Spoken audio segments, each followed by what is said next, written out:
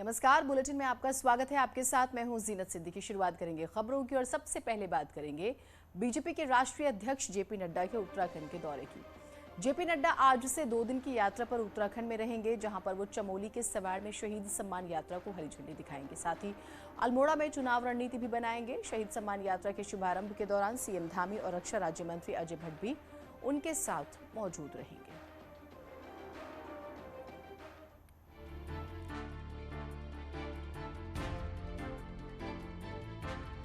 सोमवार से उत्तराखंड के 2 दिन के दौरे पर आ रहे बीजेपी के राष्ट्रीय अध्यक्ष जेपी नड्डा सबसे पहले चमोली के सीमांत गांव सवाड़ पहुंचकर शहीद सम्मान यात्रा को हरी झंडी दिखाएंगे। सवाड़ वीर सैनिकों का गांव है, तो उसका सैन्य बाहुल्य उत्तराखंड में सियासी मैसेज भी होगा। सवाड़ से नड्डा अल्मोड़ा जाएंगे, जहां अल्मोड़ा के अलावा बागेश्वर और पिथौरागढ़ के पार्टी कोर ग्रुप के साथ मीटिंग होगी। कोर ग्रुप यानी कि वो नेता जिनके हाथों में इन जिलों के चुनाव की कमान होगी। सीमांत क्षेत्र जनपद चमोली के सवाड़ जैसे ऐसे स्थान पर जहां सैनिकों का एक बड़ा स्मारक है, और उस स्थान पर आकर पूरे उत्तरांचल के अंदर जो हमारे भूतपूर्व सैनिक हैं उनके सबके साथ और सैनिक सम्मान यात्रा निकालने का जो निश्चय किया है, मैं अपनी ओर से सीमांत क्षेत्र के अंदर माननीय राष्ट्रपति का हार्दिक स्वागत करता हूँ। 16 नवंबर को नड्डा 9 विधानसभा सीटों वाले उधम सिंह नगर जिले के दौरे पर होंगे। रुद्रपुर में वो स्वतंत्रता संग्राम के महान सेनानी उधम सिंह की मूर्ति के साथ ही बाबा साहब भीमराव अंबेडकर की मूर्ति पर माल्यार्पण करेंगे। इसके बाद नड्डा बंगाली समुदाय की एक सभा को संबोधित करेंगे। रुद्रपुर और उसके आसपास की सीटों पर बंगाली मतदाताओं का दबदबा है। अलग अलग समुदायों के बीच में अपनी बात और अपनी उपलब्धियों को रखने का एक पूरे प्रदेश के अंदर कार्य योजना बनाई है, तो हर जगह जाकर के हम संवाद कार्यक्रम कर रहे हैं। तो इस क्योंकि शुरुआत इसकी उधम सिंह नगर से हो रही है, उस विधानसभा में जहां पर सभी कार्यक्रम हो रहे हैं, बंगाली समुदाय की अधिकता है, तो इसलिए वहां पर एक बड़ा कार्यक्रम उनके बीच में संवाद का रखा है। नड्डा रुद्रपुर में ही बीजेपी की 2 बड़ी मीटिंगों में भाग लेंगे। प्रदेश भर के पार्टी पदाधिकारी इन मीटिंगों में मौजूद रहेंगे। पार्टी के चुनाव प्रभारी, प्रदेश अध्यक्ष, महामंत्रियों के साथ भी वो अलग से चुनाव को लेकर चर्चा करेंगे। यानी चुनाव से ठीक पहले पहाड़ से लेकर मैदान तक नड्डा का ये दौरा उत्तराखंड बीजेपी के लिए अहम होने जा रहा है। न्यूज़ 18 के लिए देहरादून से सुनील प्रभात की रिपोर्ट। और दीपांकर भट्ट हमारे साथ हमारे सहयोगी जुड़े हुए हैं। दीपांकर, इस पूरे दौरे के बारे में बताइएगा, स्पेशली जो बाय इलेक्शन के नतीजे आए हैं उससे भी जोड़कर देखा जाए क्या, क्योंकि हमने हिमाचल में क्या स्थिति हुई है वो देखा है, और चुनावों के लिहाज से स्ट्रैटेजी बनाई जाएगी।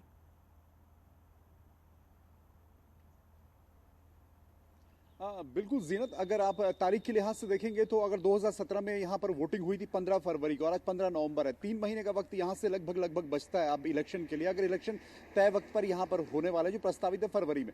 जेपी नड्डा जो बीजेपी के राष्ट्रीय अध्यक्ष हैं आज पहुंच रहे हैं, लगभग 9:45 बजे वो देहरादून के सहसधारा हेलीपैड पहुंचेंगे और यहाँ से मुख्यमंत्री पुष्कर सिंह धामी और केंद्रीय रक्षा राज्य मंत्री अजय भट्ट और बीजेपी के प्रदेश अध्यक्ष मदन कौशिक के साथ फिर वो सवाड़ गाँव जाएंगे। सवाड़ चमोली का वो गाँव है जहाँ पर सबसे ज्यादा सैनिकों ने शहादत दी है उस गांव के लोगों ने, और इस यात्रा का इंतजार लंबे वक्त से किया जा रहा है। 2019 में प्रधानमंत्री नरेंद्र मोदी ने कहा था कि एक धाम सैन्य धाम होना चाहिए। उस धाम के लिए शहीदों के घर से मिट्टी आएगी। 1764 फैमिलीज है पूरे उत्तराखंड में जहां से मिट्टी लाई जानी है। उसके बाद जेपी नड्डा फिर आज अल्मोड़ा जाएंगे जहां वो मीटिंग करे। अल्मोड़ा को एक सेंटर माना जाता है कुमाऊं की पॉलिटिक्स का, खासतौर पर कुमाऊं के हिल की पॉलिटिक्स का। उसके बाद उधम सिंह नगर पहुंचेंगे जेपी नड्डा और कल जेपी नड्डा रुद्रपुर में रहेंगे। रुद्रपुर उधम सिंह नगर का वो अहम डिस्ट्रिक्ट है जहां से पूरी राजनीति सत्ती है उधम सिंह नगर की। खास बात यह है कि उधम सिंह नगर से यशपाल आर्या अभी जा चुके हैं कांग्रेस में। मुख्यमंत्री पुष्कर सिंह धामी की सीट खटीमा इसी डिस्ट्रिक्ट में पड़ती है। बंगाली समुदाय हो, सिख समुदाय हो, किसान हो, वहां पर जेपी नड्डा उन सबको साधने की कोशिश करेंगे। 2 दिन का यह दौरा, अगर इसका पूरा लब्बो-लुब्बा आप देखें तो जरूर इसे कार्यक्रम भले ही सेना से जोड़ा गया हो या सैन्य धाम से जोड़ा गया हो, लेकिन इसमें सैनिकों को साधने की कोशिश होगी, किसानों को साधने की कोशिश होगी, जो सिख समुदाय के लोग उधम सिंह नगर उनको साधने की कोशिश होगी, बंगाली कम्युनिटी के साधने की कोशिश होगी। कुमाऊं के 2 बड़े डिस्ट्रिक्ट इसमें अल्मोड़ा और उधम सिंह नगर और डिस्ट्रिक्ट चमोली। तो कुल मिलाकर 2 दिन में जेपी नड्डा यहाँ पर बीजेपी को एक कसने की कोशिश भी करेंगे और एक मैसेज देने की कोशिश भी करेंगे। दीपांकर, जैसे आप जिक्र कर रहे हैं कि बार बार विपक्ष सवाल उठाता है कि भाई खास तौर से बीजेपी इस बार सैनिकों के सहारे है, जैसे हम बात करें, कुल मिलाकर जो इनफाइटिंग्स की बात करें, नेताओं में असंतोष है उसकी बात करें, कोशिश यही होगी कि सबको साथ लिया जाए, क्योंकि अब रिस्क लेने का समय नहीं है किसी भी सूरत में।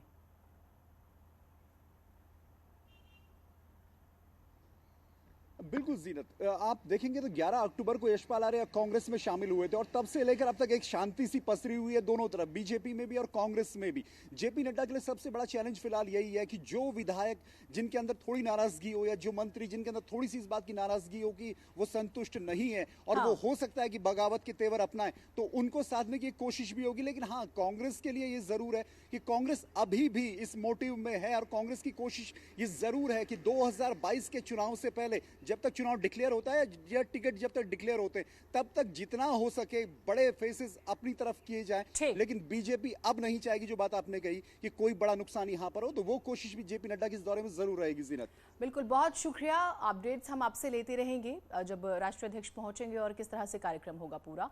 आगे बढ़ते हैं खबरों में। सितारगंज में सीएम पुष्कर धामी ने कई योजनाओं का लोकार्पण और शिलान्यास किया। सीएम धामी ने सिरसा रोड का लोकार्पण किया। इस रोड की मांग काफी समय से की जा रही थी। सीएम ने शक्ति फार्म में एक जनसभा को भी संबोधित किया। इस दौरान पूर्व सीएम विजय बहुगुणा और केंद्रीय मंत्री अजय भट्ट भी मौजूद रहे हैं। सीएम ने जनजातीय, बंगाली, पर्वतीय भवन, अंबेडकर भवन बनाने की घोषणा कर सभी समुदायों के वोटरों को साधने की कोशिश की।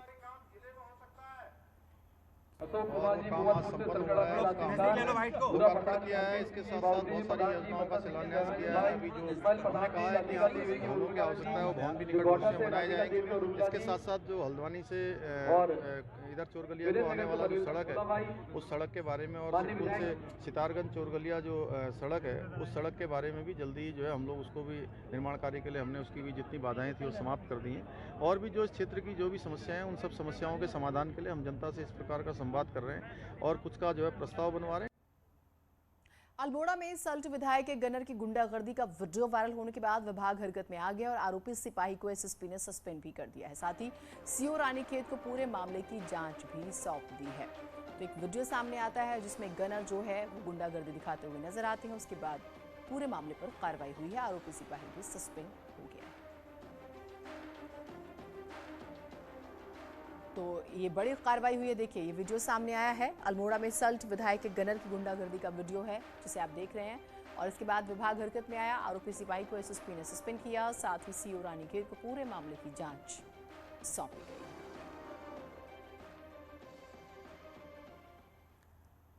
खबर हरिद्वार से आ रही है, जहां लालडांग में रवासन नदी में चल रहे अवैध खनन को लेकर कांग्रेस ने सरकार पर हमला बोला। कहा, सरकार के संरक्षण में अवैध खनन का खेल हो रहा है। कांग्रेस का आरोप है कि खनन से न सिर्फ सरकार को राजस्व का नुकसान हो रहा है, बल्कि स्थानीय लोगों के लिए भी अवैध खनन परेशानी का सबब है। कांग्रेस ने जल्द अवैध खनन पर रोक लगाने की मांग भी की है। सरकार ने 50-50, 60-60 फीट गहरे गड्ढे से सवाल करना चाहते हैं कि किस व्यक्ति के जेसीबी और पॉकलैंड मशीनों के माध्यम से बड़ा ही ताबड़तोड़ तरीके से अवैध खनन किया जा रहा है, जिससे आने वाले समय में वहाँ के किसानों को सिंचाई के पानी की भी दिक्कत होगी और वो उससे वहाँ किसानों की जमीन कटने का भी खतरा है। कांग्रेस के उत्तराखंड प्रभारी 3 दिनों के दौरे पर बागेश्वर में हैं। रविवार को देवेंद्र यादव जिला मुख्यालय पहुंचे, जहां कार्यकर्ताओं ने उनका भव्य स्वागत किया। कांग्रेस प्रभारी ने जिला कांग्रेस कमेटी की बैठक ली। इसके बाद यूथ कांग्रेस द्वारा आयोजित बेरोजगारी चौपाल में भी शिरकत की। इस दौरान देवेंद्र यादव ने कहा है कि देश और प्रदेश में महंगाई और बेरोजगारी चरम पर है। उधर उत्तराखंड में आम आदमी पार्टी 2022 के लिए लगातार जोर आजमाइश में लगी हुई है और इसी कड़ी में अब उत्तरकाशी के दौरे पर दिल्ली के डिप्टी सीएम मनीष सिसोदिया आ रहे हैं। मनीष सिसोदिया 17 तारीख को उत्तरकाशी के दौरे पर रहेंगे, जहां पार्टी कार्यकर्ताओं से मुलाकात के बाद जनता को भी पार्टी की रीति नीति समझाने की जुगत करेंगे। पूरी रणनीति दिल्ली की तर्ज पर ही होगी। कांग्रेस कह रही है कि चाहे केजरीवाल आए या सिसोदिया, जनता इन्हें वोट नहीं देने वाली। देखिए, मनीष सिसोदिया जी शुरू के आम आदमी पार्टी के जो कंस्ट्रक्शन है पार्टी का, मैं बोलूँगा जो ऑर्गेनाइजेशन है, ढांचा, उसमें अरविंद केजरीवाल जी के सबसे बढ़िया क्लोज वो रहे। अब क्योंकि आम आदमी पार्टी बोल रही है कि कैसे हम उत्तराखंड में उन मॉडल्स को ग्राउंड पे प्रूव करके दिखाएंगे जो यहाँ की ज़रूरतें हैं और जो कि दिल्ली में कर दिया है, तो यही चीज़ों को समझने के लिए कैसे करना है और समझाने के लिए निश्चित रूप से आम आदमी पार्टी के बड़े नेता जो दिल्ली के नेता हैं, वो बार बार उत्तराखंड की तरफ आ रहे हैं। केजरीवाल साहब भी 2-3 चक्कर यहाँ मार के गए हैं।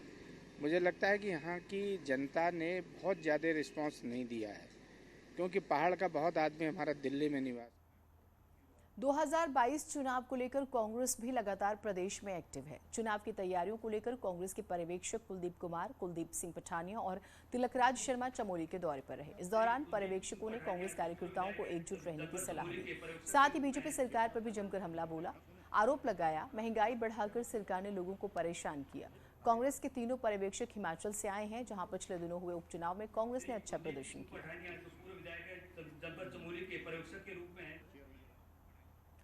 कांग्रेस के दिग्गज नेता रहे दिवंगत एनडी तिवारी एक बार फिर से उत्तराखंड की सियासत के केंद्र बनते हुए नजर आ रहे हैं।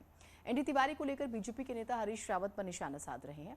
हरीश रावत के उनके गांव जाने को नौटंकी करार दिया, तो वहीं पूर्व सीएम और बीजेपी नेता बहुगुणा ने पुराने दिनों की याद दिलाई और कहा हरीश रावत के साथ ही तिवारी जी के कमरे में घुसकर जबरदस्ती फाइलों पर साइन तक करा लेते थे।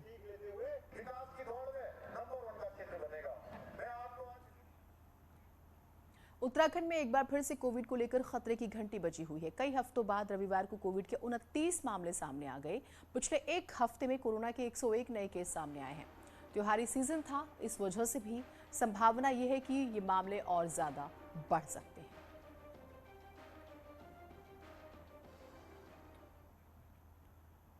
उधर बागेश्वर में कांग्रेस नेता सलमान खुर्शीद के हिंदुत्व को लेकर दिए बयान के खिलाफ प्रदर्शन हुआ। बीजेपी कार्यकर्ताओं ने एसबीआई तिराहे पर सलमान खुर्शीद का पुतला फूंका, विरोध जाहिर किया। कार्यकर्ताओं ने सलमान खुर्शीद के साथ साथ कांग्रेस पार्टी मुर्दाबाद के नारे भी लगाए हैं।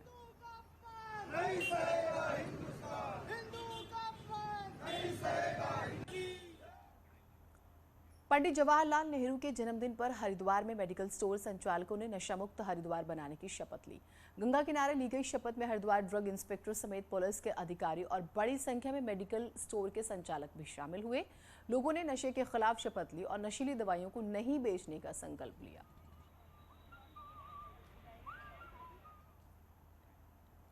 उधर हल्द्वानी में पूर्व सैनिकों और अधिकारियों ने 1962 के भारत चीन युद्ध में शहीद हुए सैनिकों को याद किया। साथ ही इस युद्ध में अपनी वीरता का परिचय देने वाले कुछ पूर्व सैनिकों को सम्मानित भी किया गया। इस युद्ध में भारतीय सेना की 6 कुमाऊं रेजिमेंट के 119 जवान शहीद हो गए थे। पूर्व सैनिकों की संस्था गौरव सेनानी कल्याण समिति की तरफ से आयोजित इस कार्यक्रम में वलोंग की लड़ाई के इन योद्धाओं की वीरता को नमन किया गया।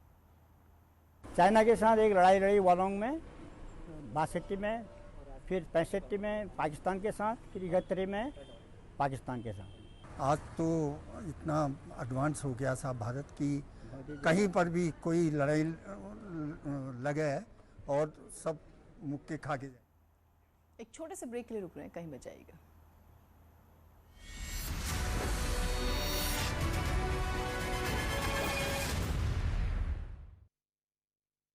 15वीं 100 करोड़ी फिल्म बनी सूर्यवंशी, फैंस ने कहा the hit machine. Short dress में समुद्र किनारे दिशा पटानी ने दिखाया दिलकश अंदाज। कुंडली भाग्य फेम एक्ट्रेस श्रद्धा आर्या का प्री वेडिंग सेलिब्रेशन शुरू। गुलाबी रंग के सूट में बेहद खूबसूरत दिख रही। T20 वर्ल्ड कप के सेमीफाइनल में हसन अली ने कैच टपकाने पर पाकिस्तानी फैंस से मांगी माफी। बोले मुझसे ज्यादा निराश और कोई नहीं। वीवीएस लक्ष्मण होंगे नेशनल क्रिकेट अकादमी के हेड। बीसीसीआई अध्यक्ष सौरव गांगुली ने की पुष्टि। रिटायरमेंट के बाद भावुक हुए Ravi Shastri, emotional post tweet किया। लिखा, इस अद्भुत यात्रा का हिस्सा बनाने के लिए शुक्रिया। T20 विश्व कप में शानदार प्रदर्शन के बाद बांग्लादेश दौरे पर पहुंची पाकिस्तानी टीम। 19 नवंबर को खेला जाएगा पहला मैच। इंडिया बनाम न्यूजीलैंड टेस्ट सीरीज का ऐलान। डेवोन कॉनवे की जगह डेरिल मिशेल को टीम में मिली जगह। दिल्ली में पेट्रोल का दाम 103.97 रुपए प्रति लीटर, जबकि डीजल का भाव 86.67 रुपए प्रति लीटर। सोने चांदी के दामों में उछाल। 22 कैरेट सोना प्रति 10 ग्राम 49,340 रुपए पर पहुंचा। 1 किलो चांदी 71,700 रुपए के करीब।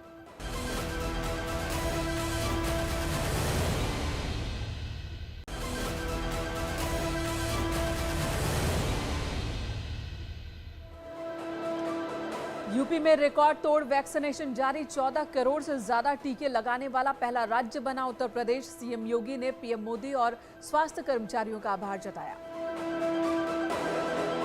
अमित शाह पर अखिलेश यादव का पलटवार। कहा, जैम का मतलब है झूठ, अहंकार और महंगाई। जैम के जवाब में जल्द आएगा बटर। लखनऊ में बीजेपी के सामाजिक प्रतिनिधि सम्मेलन में सीएम योगी आदित्यनाथ ने कहा, राष्ट्र नायकों का अपमान विपक्ष की आदत, हमेशा खलनायक ही रहेंगे जिन्ना।